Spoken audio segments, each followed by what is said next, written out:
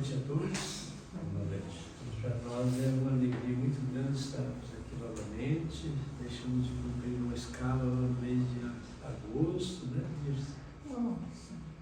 Motivo de uma pequena cirurgiazinha. Aí assumimos o compromisso para retornar hoje.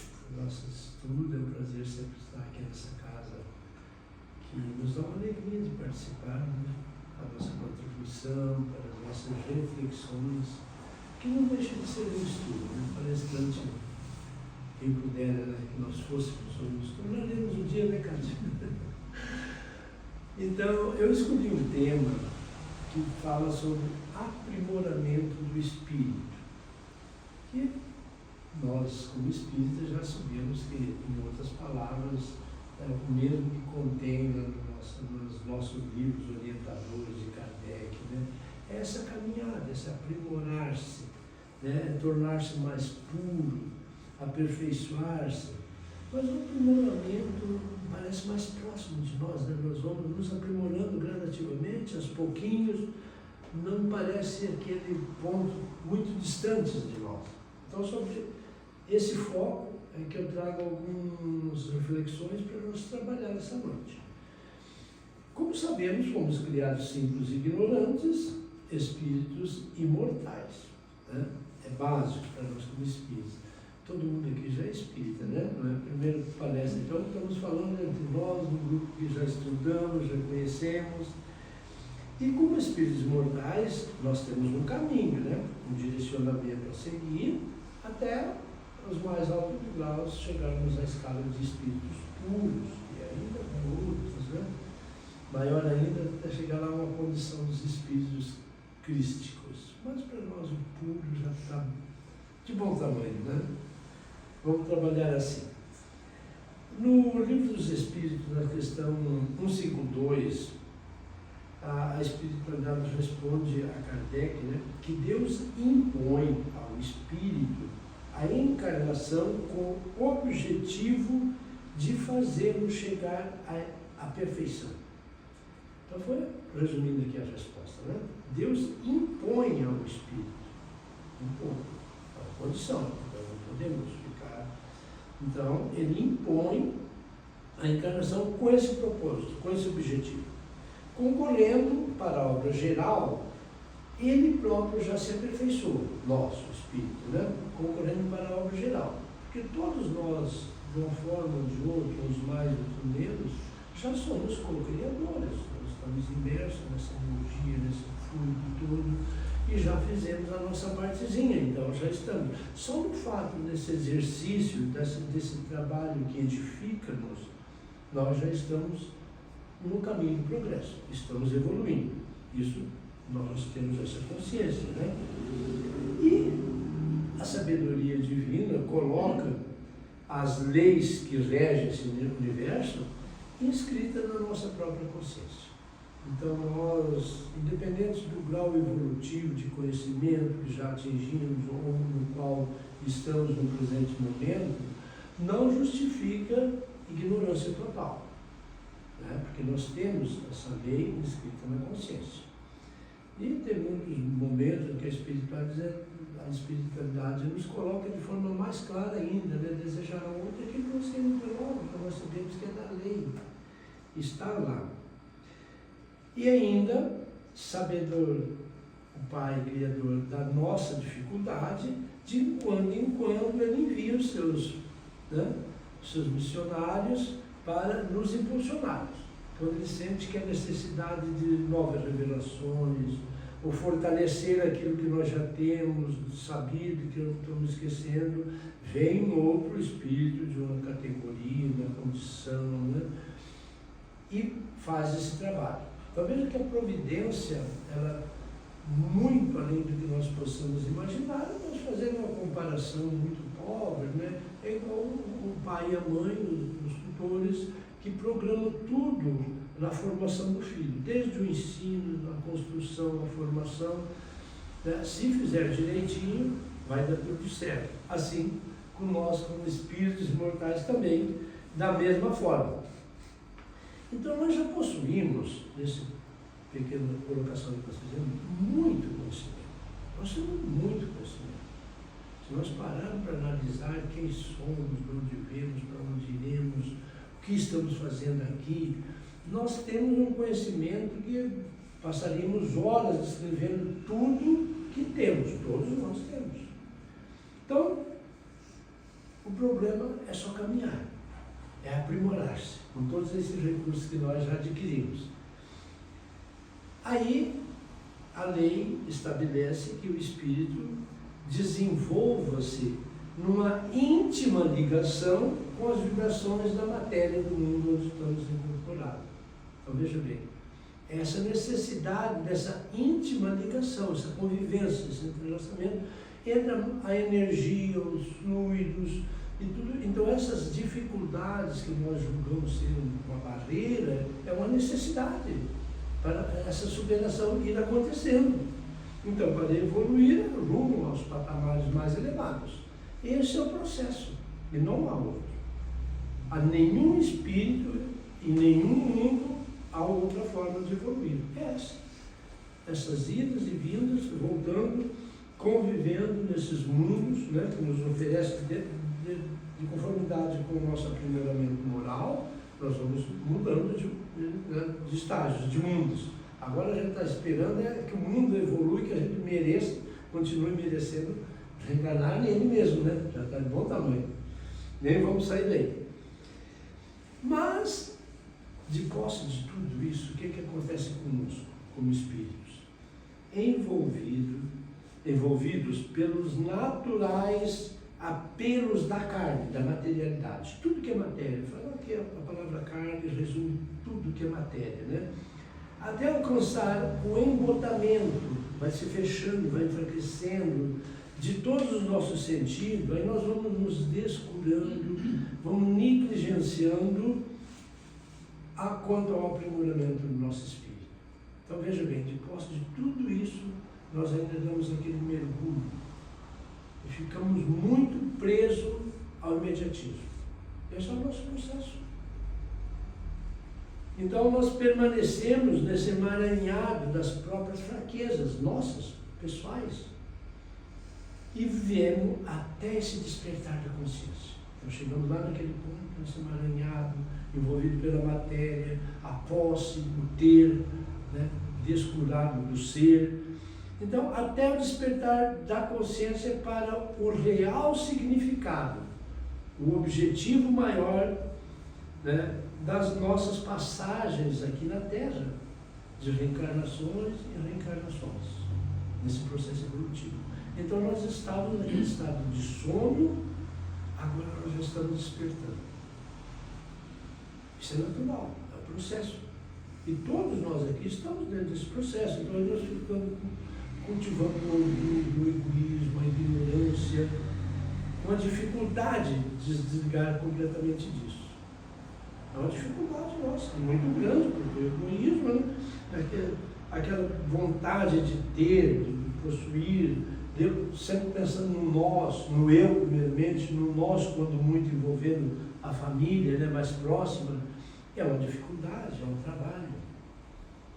Que a ignorância, ela escraviza e torna o ser nosso, como espírito, muito déspota, independente de tudo que ocorre à nossa volta, centrado somente no eu.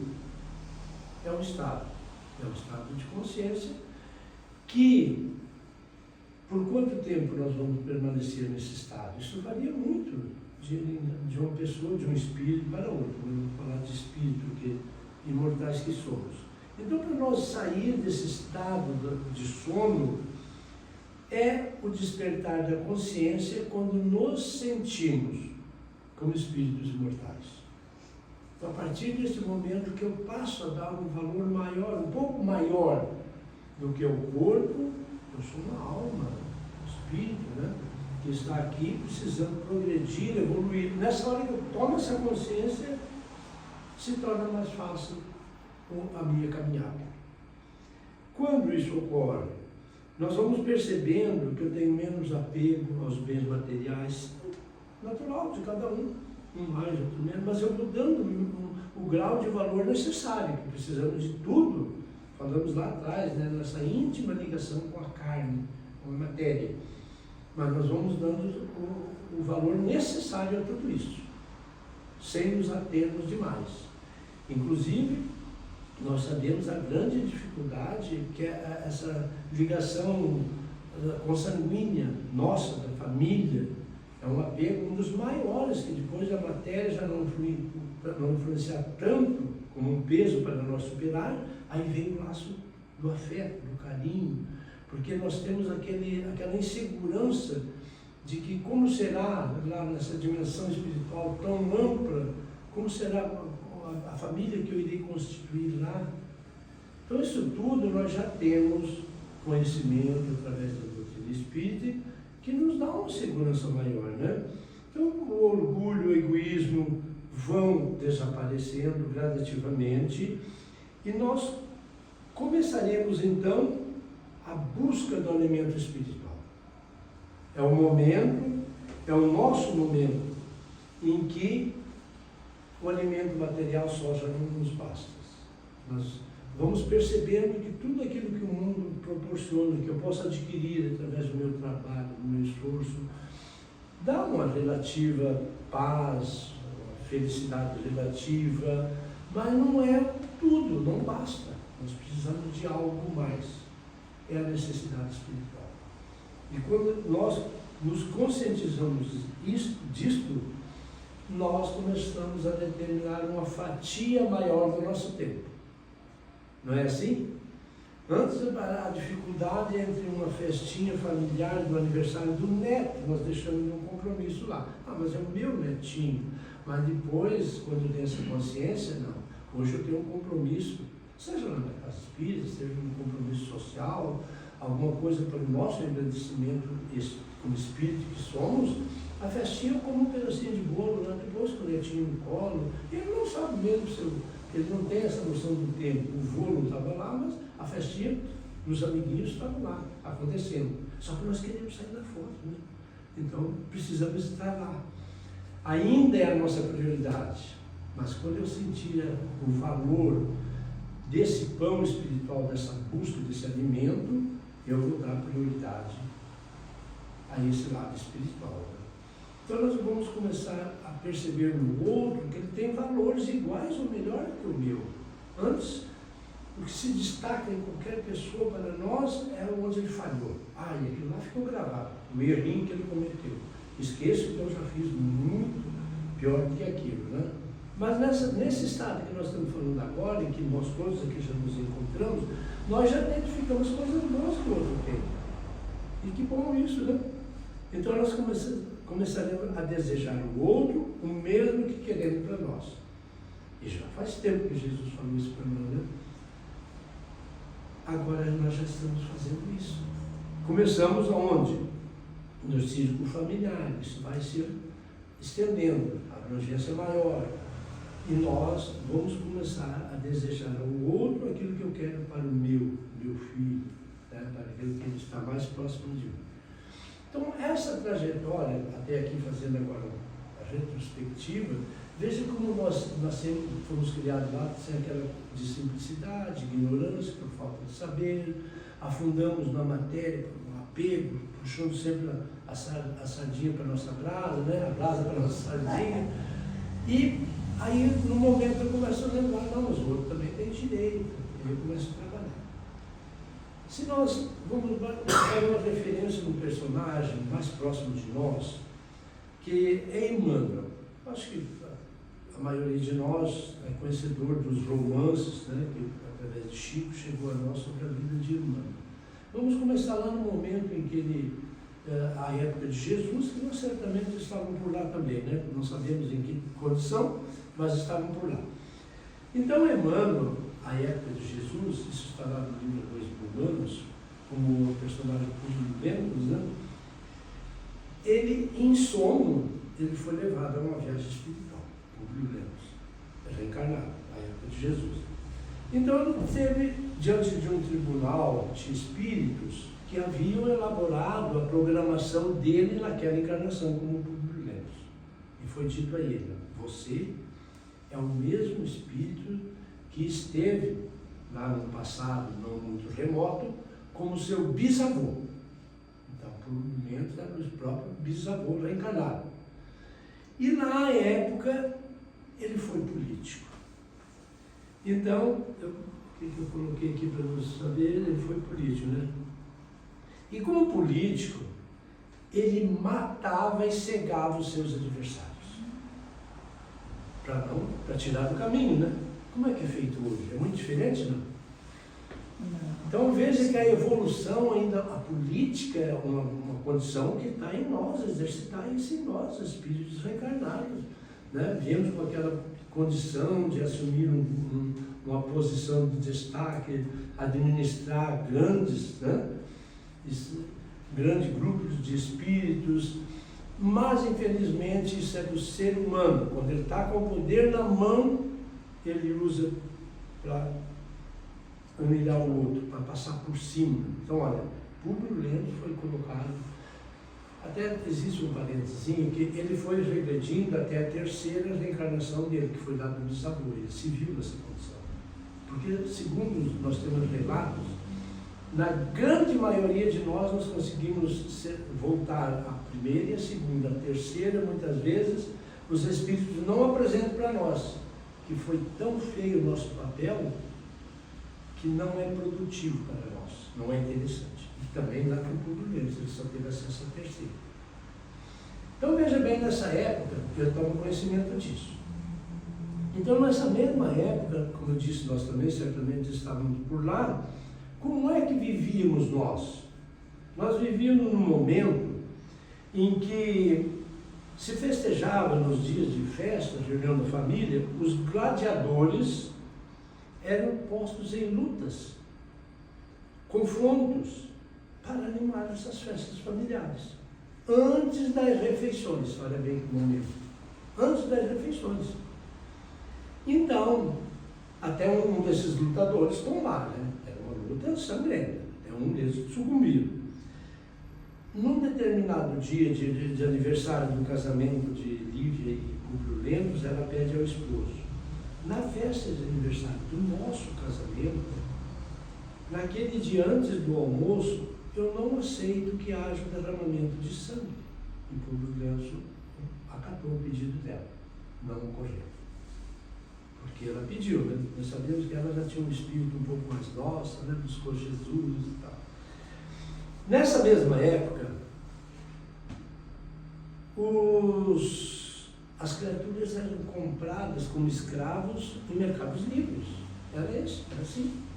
Comprados de posse daquela criatura humana, ser humano, espírito reencarnado em evolução, como nós. De posse, o que ele fazia? Eram os seus escravos. Para que não pudessem fugir, ele os cegava. Cegava. Então, os escravos eram cegados. Não vamos dizer na totalidade, mas aqueles mais rebeldes, com certeza, não se escapariam dessa condição. E nós estávamos onde? Aplaudindo em pé as feras devorando criaturas humanas nos circos, nas arenas. Nós não aplaudimos. Os governos promoviam essas festas nos circos para atrair o povo. Era o nosso divertimento. Hoje ainda tem alguns de nós que gostam de assistir futebol, dando pernada um no outro, né? Quase se matando. Eu estou deixando, viu, Cátia? Estou deixando de ver futebol porque já considero algumas cenas dessas um pouco violentas. Mas ainda mantemos em nós um pouquinho de tudo isso. Será que já evoluímos? Já, né? Então, resumindo agora aqui a história do Públio Lentulus, quando ele toma essa consciência, aí, em um determinado momento, ele vai, por interesses familiares lá, interesses da família, ao encontro de Jesus. E certamente Jesus o conhecia desde ontem, como Jesus em alguns momentos ele falava àqueles que ele atendia, né, que ele chamava pelo nome, mas não me conhece, desde ontem. Jesus usava esse termo em algumas passagens. Ele conhecia o Públio Lentulus desde ontem. Aí ele convida o Públio Lentulus a escolher entre dois caminhos. Um, seguir a Jesus no trabalho e na renovação íntima. E o outro é o caminho da dor. O qual que o Públio Lentulus escolheu? Em todos os romances, sofrimento, sofrimento, sofrimento, sofrimento, até ele ser trabalhado e chegar ao espírito que chegou, né? Aí como o Manuel da Nóbrega, na última aqui no Brasil, né? No parque aqui, né? No Manuel da Nóbrega. Não lembro de outro. Mas vê, aí nós estamos aqui caminhando pelas tangentes, né? E viemos vindo. Então, hoje, depois de toda essa evolução, nós já vivemos lá por 2000 anos, estamos aqui hoje tentando a valorizar o nosso próximo, a desejar a ele todo o bem que pudermos, e temos essa pleide de espíritos que nos aconselham, nos amparam com tanto carinho. Então os mensageiros hoje nos orientam assim: não aguarde o aguilhão da dor. Quando podes caminhar ao encontro de Jesus espontaneamente. O aguilhão, para quem não sabe, esse termo é uma vara para cutucar o gado, né? Na ponta da vara é um ferro pontiagudo que fura o couro do bicho mesmo.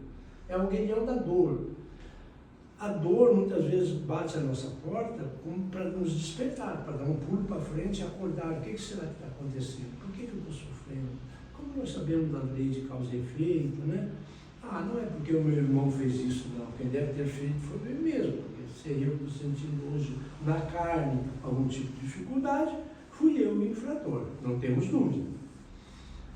Mas esses amigos espirituais não esperam o aguilhão da dor, porque Pedro já disse lá: o bem cobre uma multidão de pecados. Por que não podemos nos dedicar então ao trabalho do bem, né? Ajudar, fazer a caridade? Você não precisa esperar esse despertar desta forma.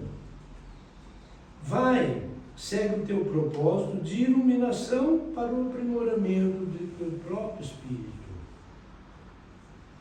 Vai, portanto, ascendendo novos degraus da evolução e iluminando-te, deixando atrás de ti rastros de luz que possa servir de roteiro para os que vêm após. Isso aqui são frases tiradas daquela série de livros de Emmanuel, Ambiente de Luz, Pão Nosso, né?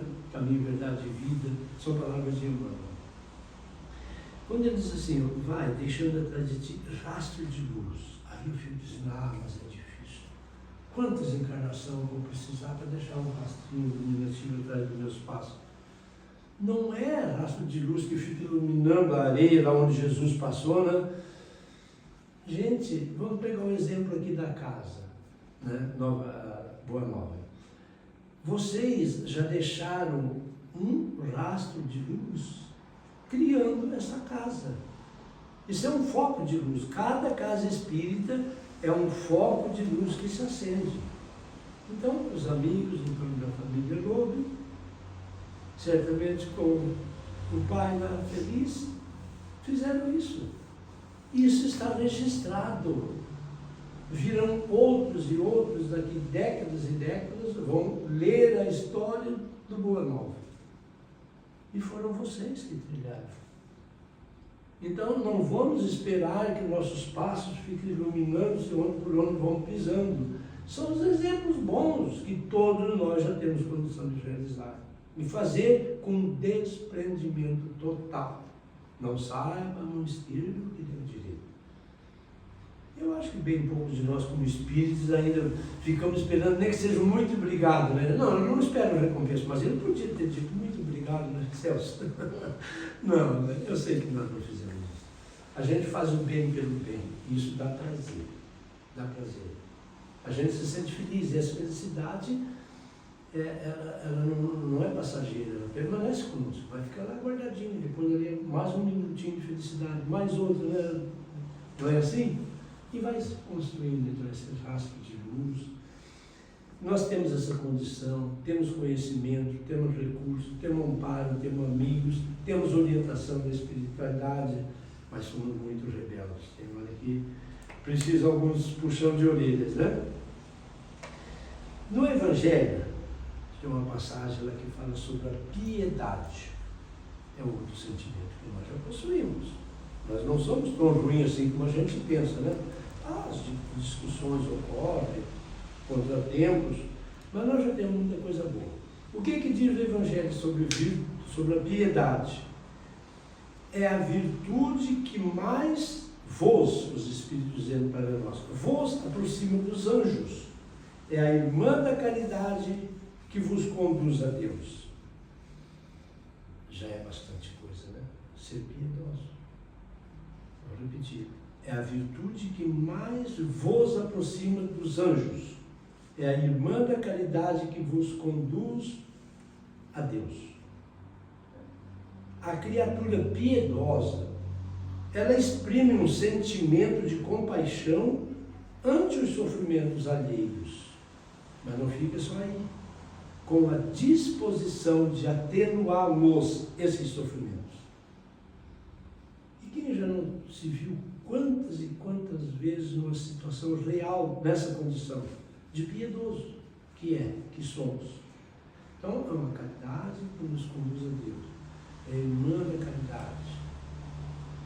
E a pessoa que é piedosa, ela exprime, ela demonstra isso. Ela demonstra até no olhar, que nós direcionamos a pessoa que está em sofrimento. Quando você está piedoso, numa situação de alguém, você, com o olhar, você demonstra isso. Aí vem em seguida o seu gesto. Né? E é tão maravilhoso sentir isso, né? Mas não é só ficar com piedade, com dó, se envolver no quadro.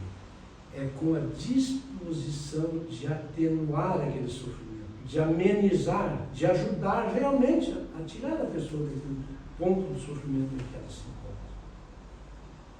Isso é gratificante. Esse é o papel do verdadeiro espírita. E nós estamos nesse exercício diariamente. Diariamente. Até na rua, andando, quantos de nós já não fez, já não fez algum amparo, algum socorro a alguém, né? Da forma mais simples, naturalmente, você não precisou, a gente admira assim, valorizando gestos nobres. São espíritos mais evoluídos que agem naturalmente. Nós ainda precisamos fazer um esforçozinho em certo momento para vencer as más tendências. Mas quanta atitude que já sai espontaneamente pelas nossas mãos, porque já temos isso no coração. Sai espontaneamente. Né? Então nós já temos isso. Que bom quando a gente faz um estudo, assim, uma reflexão e percebe que não é tão difícil assim como a gente pensa, né? Não é tão difícil. Jesus, quando ele cura o cego de Betsaida, que está lá no Evangelho de Marcos, ele faz uma orientação. Ele manda para casa dizendo, ele mandou o ex-cego para casa dizendo, não entre no povoado. Essa orientação de Jesus é de uma importância muito grande, pois imaginemos a condição do ex-cego. Era necessário a ele que se reabilitasse à nova realidade. Até ali ele era um sofredor, atormentado, agora ele via, e Jesus orienta, não volte lá no povoado. Era o tempo que ele precisava para se harmonizar, reeducar os sentimentos, as emoções, desvincular-se das causas que geraram a cegueira. Desvincular-se e manter uma conduta de homem de bem, para não repetir a expiação. Isso é irmão comentando, porque Jesus costumava orientar, para que mal maior não lhe aconteça. Então, quando Jesus orienta ele para não ir ao povoado, que nós temos outros exemplos de passagem de Jesus, desse trabalho de cura, que o beneficiado, ao se sentir bom, ele ia lá festejar com os amigos. Né? Ele esquecia do bem recebido. Ele ia lá festejar já num outro clima, ele voltou no clima do erro. Então Jesus, ele dava morte, sabendo das nossas fraquezas, o que haveria, como proceder dali em diante, reconhecer o benefício recebido. Então esse cego tinha que se harmonizar, educar seus sentimentos, as emoções, desvincular-se dos males que o levou a gente diz ao castigo, né? A recuperar-se através da cegueira.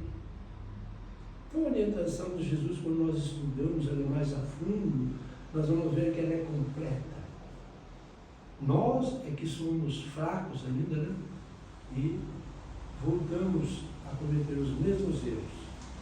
Se nós tivéssemos a condição de avaliar, de reconhecer tudo que nós recebemos diariamente, desde a hora que acordamos, o ar, o sol, né? O trabalho, as ocupações nobres que o trabalho oferece para nós, como oportunidades.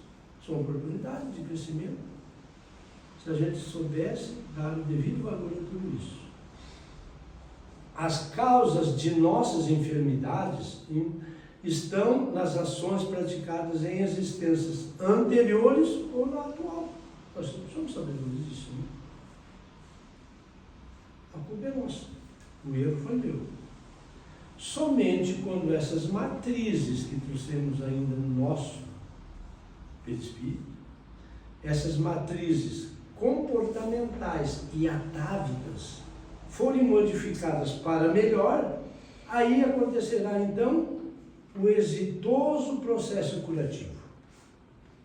Antes disso, nós tomamos aquele remédiozinho só para dar uma amenizada, né? E aí volta. Aí tomamos mais uma medicação, mais uma injeção, e vamos mais um trecho, aí volta. Então veja bem, somente quando essas matrizes que estão impressas no nosso eu, no nosso corpo espiritual, forem modificadas para melhor, aí sim o processo curativo está realizado. Sabíamos disso também, né? Não adianta querer tapar o sol com a peneira. Elas têm que ser modificadas, né? Transformadas. São energias, somos nós que agimos dessa forma, agora temos que aprender a agir da forma que nos beneficie.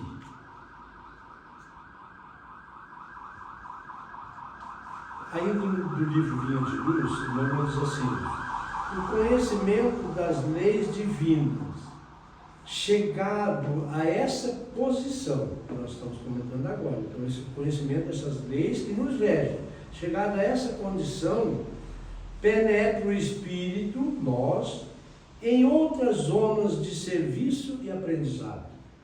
Claro, porque agora nós acabamos de dizer que vamos utilizar a matéria o tanto necessário, vamos adquirir as nossas posses só o suficiente, não armazenar supérfluo, que só vai dar dor de cabeça, ou para nós ou para os herdeiros. Nós temos consciência disso.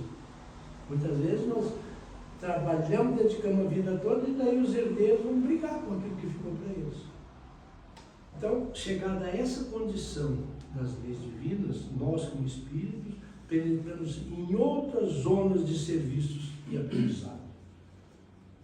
Como é bom, né? A gente, a hora que pega um livro para ler, tem consciência daquilo que está ali, daquilo que a gente está lendo, raciocinando, né?